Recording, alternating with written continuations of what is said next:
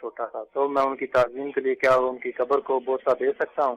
برائے مہربانی جواب عنایت فرما دیجیے۔ السلام علیکم ورحمۃ اللہ وبرکاتہ۔ والد محترم کی زندگی میں ان کے ہاتھ پیر نہیں چوم سکے تو کیا آپ قبر پر جا کر بوسہ دے سکتے ہیں؟ جی، قبر کو بوسہ دینا تو جائز ہے، اور بالخصوص والدین کی قبر کو بوسہ دینا جائز ہے، لیکن اس سے احتیاط کی جائے، ٹھیک ہے، اور عام عوام کو یہی حکم دیا جائے گا کہ وہ ایسا نہ کرے، ٹھیک ہے۔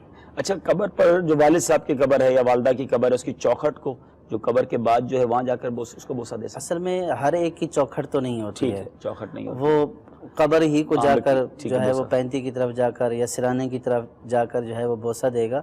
بوسہ دینا شرعاً ناجائز نہیں ہے، ٹھیک ہے، لیکن عوام کو دور سے دیکھنے والا جو خواہ جو وہ بناتے ہیں کہتے سجدہ کر رہا ہے، حالانکہ سجدہ کوئی نہیں کر رہا ہوتا، وہ تعظیماً بعض اوقات بوسہ ہی دے رہے ہوتے ہیں، تو جائز ہے، لیکن عوام کے سامنے کرنے میں احتیاط کریں۔ ٹھیک ہے، بڑا کلیئر جواب ہو گیا، اور یہ شاید بہت ساروں کی کنفیوژن دور کرے گا کہ بعض اوقات جو مزارات پر جاتے ہیں اور دیکھتے ہیں کہ وہ جا کر کیا کر رہے ہیں، تو یہ سجدہ کوئی نہیں کرتا، وہ جا کر قبر کو جو ہے یا اس کی چوکھٹ کو جا کر تعظیماً بوسہ دے رہے ہوتے ہیں۔ انہیں بھی احتیاطی کرنی چاہیے۔ ادب بھی یہی ہے کہ اس کو ہاتھ نہ لگایا جائے، نہ چوما جائے۔ سچی بات ہے، ہم اس قابل بھی نہیں ہیں، تھوڑا فاصلے سے رہ کے دعا مانگیں اور واپس ادب کے ساتھ آ جائیں، تو یہی زیادہ بہتر۔ یہ تو بہت بڑی زیادتی ہے ان کی قبر پجوا، ان کو آج تک یہی نہیں معلوم کہ پوجا کہتے کس کو ہے۔ قبر کو ہم چومتے ہیں تو وہ اس کو پوجا کہتے ہیں۔ تو میں اس پر کہتا ہوں کہ بھائی اگر پوجا ہے تو پھر کوئی دیوبندی اور وہابی اس سے بچا ہوا نہیں ہے۔ جب تک یہ پوجا نہیں کی، گھر میں بچہ نہیں پیدا ہوا، یہ پوجا سب کو کرنی پڑی۔ تو چومنا پوجنا نہیں ہوتا۔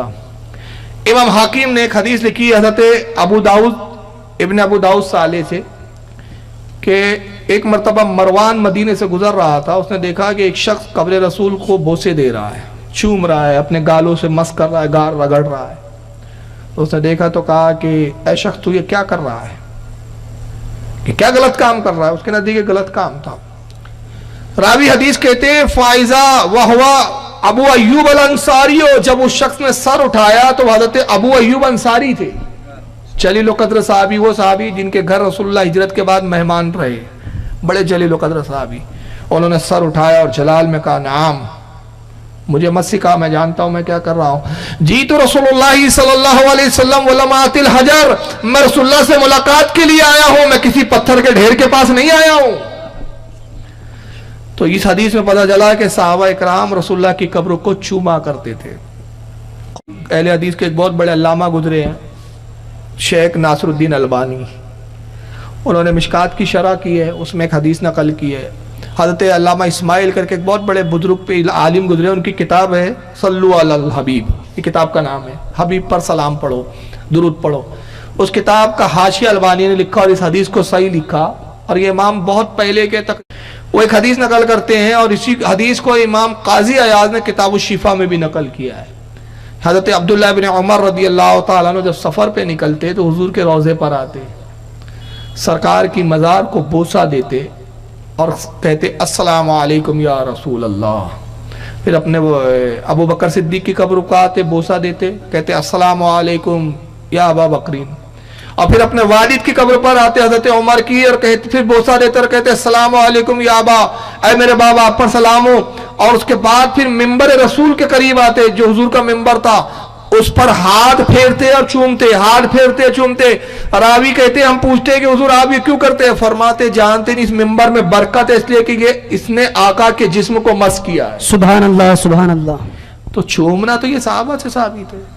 امام بخاری نے ادب المفرد کتاب لکھی ہے، امام بخاری کی کتاب ہے، وہابیوں نے چھاپا ہے، لیکن وہابی پڑھتے نہیں ہے، صرف چھاپتے ہیں، پڑھ تو ہم سن نہیں رہے ابھی الحمدللہ، پڑھتے نہیں، وہ چھاپتے ہیں، اور اہل حدیث بن رہے ہیں، یہ سب چھاپ کے اہل حدیث بن رہے ہیں، پڑھ کے نہیں بنتے۔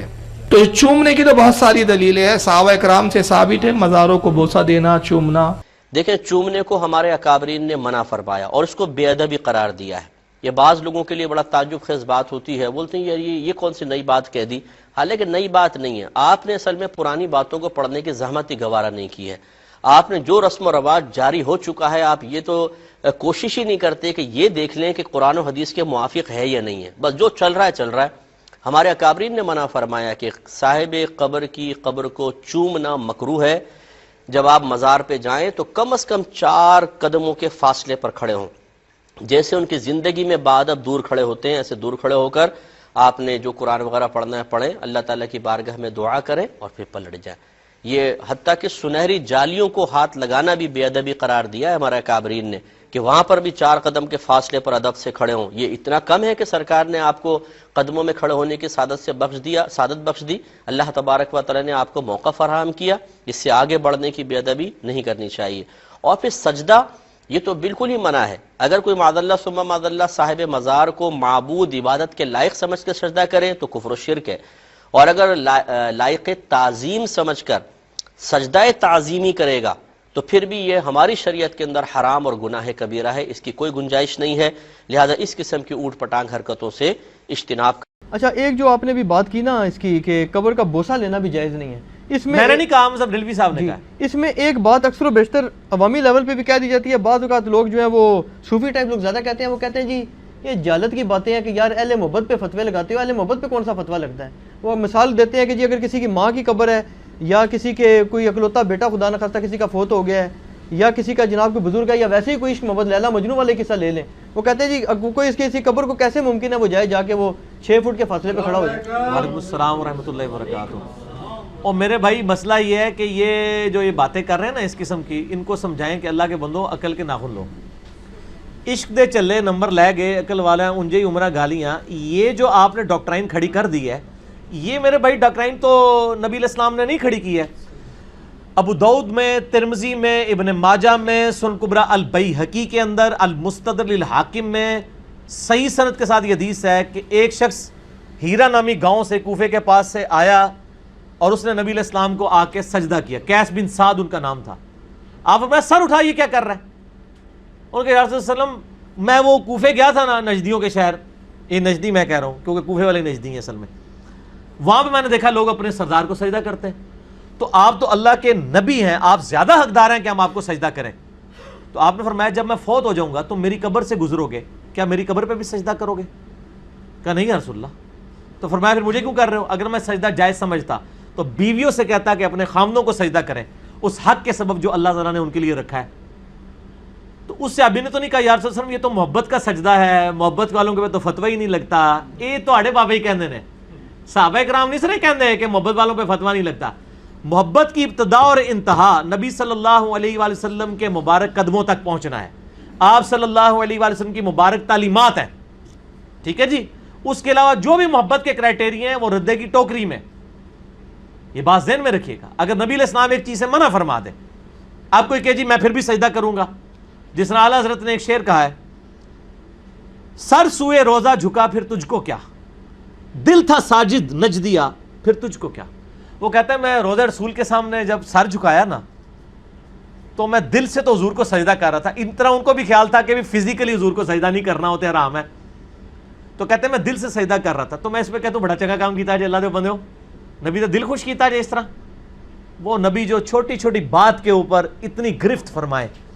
مسلم شریف کی حدیث، ایک صحابی کہہ رہا ہے من یطع اللہ ورسولہ فقد رشدا، جو اللہ اس کے رسول کی اطاعت کرے وہ کامیاب ہوا، ومن یعصہما، اور جو ان دونوں کی نافرمانی کرے فقد غوا، وہ گمراہ ہو گیا۔ اور آپ فرمانا ہے بئس الخطیب انت، کتنا برا خطیب ہے وہ تو نے یہ کیوں کہا کہ ان دونوں کی، تجھے چاہیے تھا تو کہتا اللہ اور اس کے رسول کی، تو نے دو کیوں کہا؟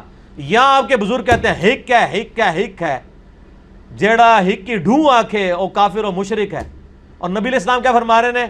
جیڑا ڈھوں کی ہک آکھے او کافر و مشرک ہے۔ تو اچھا اسی لیے آپ دیکھیں انہوں نے شعر لکھے ہیں علموں بس کری ہوں یار، ان کو پتہ ہے علم ہماری موت ہے، اور قرآن کیا کہتا ہے؟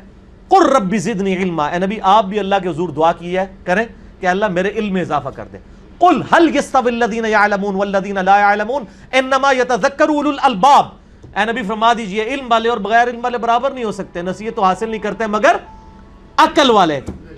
یہ عقل علم یہ ساری باتیں، انما یخشى اللہ من عباده العلماء، اللہ کی معرفت صرف اہل علم کو۔ یہ ساری آیتیں جو ہیں، یہ آیتوں میں تو کہیں عشق اور چلے تے تواڈے چل ایسے چلے ہی ہو، ایسے صحیح کہندے نے عشق دے چلے نمبر لے گئے اور نمبر اتنے ہی نے انہوں دے، ناچن گے تے ویلاں سٹیاں جان گیاں، آخرت عشق دے چلے نہیں پھینٹی لگ جانی جے۔ عشق اور محبت وہی ہے جو نبی صلی اللہ علیہ وآلہ وسلم کی تعلیم فرمائی ہوئی ہے، ادروائز جو بھی آپ چیز آگے بندہ کہتا ہے جی نبی علیہ السلام جو ہے میں آپ کو سجدہ کروں گا، حضرت آدم کو بھی تو فرشتوں نے کیا تھا، تو اسی لیے کہا جاتا ہے حکم جو ہے ادب پر فوقیت رکھتا ہے. ٹھیک ہے جی، اگر حکم ادب پہ فوقیت رکھتا ہے اور آپ کا جعلی عشق تو ہے ہی کسی کھاتے میں نہیں، اس پہ حکم نہیں فوقیت رکھے تو یہ جعلی بات ہے. وہ کہتے ہیں جی بلے شاہ نے نچ کے مرشد بنایا سی، تو اعلیٰ حضرت تو خود احکام شریعت میں لکھ رہے ہیں کہ یہ قوالی ناچ گانا یہ صوفیاء کی بدعت ہیں، اور ہم یہ شرم کا مقام ہے کہ ہم تمہیں بخاری، مسلم، ابو داؤد، ترمذی، نسائی، ابن ماجہ سے حدیثیں پیش کرتے ہیں ان چیزوں کی حرمت پہ، اور تم ہمیں بزرگوں کے واقعات سناتے ہو. ان روایتوں کا کیا کام؟ آپ کے ساتھ ہی میرا قوالی والا کلپ بھی ریکارڈڈ موجود ہے. وہ صوفیاء تو اہل حضرت کو بھی نہیں نہ مانتے جی، صوفی اہل حضرت کو بھی کوئی نہیں مانتے. تو پھر اس کا مطلب ہے کہ ہمیں یہ تانا دیتے تھے تھوڑے کو روحانی باپ کوئی نہیں ہے، یہ مطلب انہوں نے بھی کوئی نہیں ہے. پھر اعلیٰ حضرت کو اگر نکال دیتے ہیں تو پیچھے کیا رہ جاتا ہے؟ اعلیٰ حضرت کا تو ان کو شکر گزار ہونا چاہیے کہ ان کے جو جعلی عقیدے تھے نا، جن کے پیچھے کوئی قرآن و حدیث کی آیات نہیں تھی، ان کو بھی اعلیٰ حضرت نے کسی طریقے سے ثابت کاری دی ہے. نہیں، وہ کہتے ہیں نہیں سارے مولوی ہیں. ہاں تو پھر کیا ہے؟ صاحب وہ کیا لفظ کرتے ہیں، کہتے ہیں صاحب شریعت ہے، ایک صاحب وہ دل ہے کہ کیا ہے وہ نہیں. صاحب دل یعنی وہ ہوتا ہے جو قرآن حدیث پہ عمل نہیں کرتا، بس ان کا کنسیپٹ ہے نا جی. تو وہ آپ اپنے پاس جیب میں رکھیں نا. لائن ہے. ہم تو آپ کے نبوی بھائی ہیں، ہمیں آپ نے کوئی بات کرنی ہے نبی علیہ السلام کے ریفرنس سے کرنی ہے. ٹھیک ہے، اس قسم کی باتیں کرنی ہے تو جائیں گرو نانک سے کریں، پنجا صاحب چلے جائیں. ہمیں بات کرنی ہوگی قرآن و سنت سے کرنی ہوگی، کیونکہ نبی علیہ السلام نے یہ تو نہیں فرمایا میں اپنے بعد فلانا بزرگ چھڑ کے جا رہے ہیں.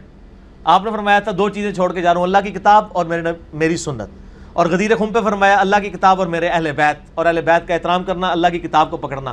ان کو کہیں کہ اپنا ایک عقیدہ کتاب و سنت سے ثابت کریں جس عقیدے میں ہم سے تفرد رکھتے ہیں. ٹھیک ہے، اگر یہ کہتے ہیں اللہ ایک ہے تو وہ ہم بھی مانتے ہیں جی.